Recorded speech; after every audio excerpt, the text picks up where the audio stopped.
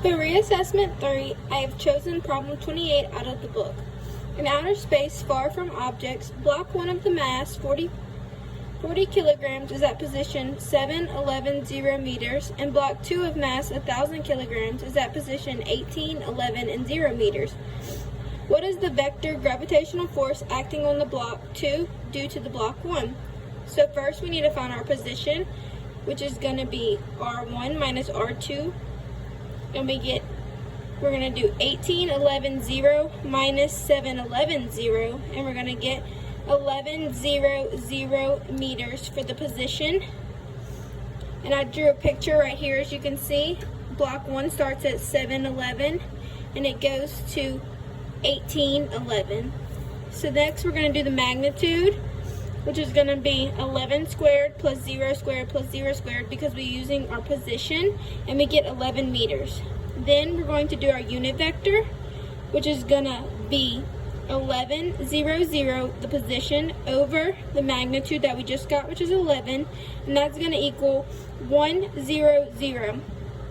Next, we're going to use the gravitational force and get force is equal to negative g m1 m2 over r squared plus r hat.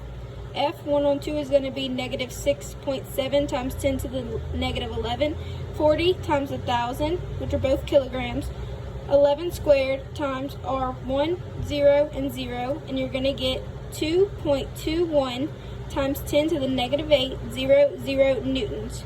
And that's going to be A. At 4.6 seconds after noon, both blocks were at rest at the given position.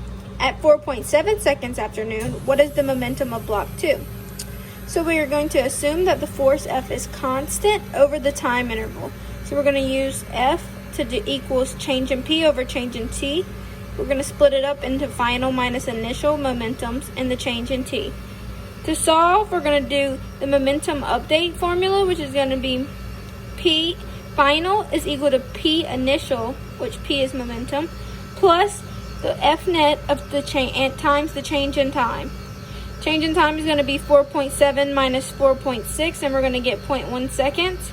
Then the force of 1 on 2 is going to be 2.21 times 10 to the negative 8, 0, 0 newtons. We figured that out in part A. The momentum initial is going to be equal to 0 because the block 2 was at rest. The momentum of the final is equal to the momentum of the initial plus the force times the change in time. Momentum of the final is equal to 0 plus the F net, which is 2.21 times 10 to the negative 8, 0, 0 newtons, times 0.1 seconds.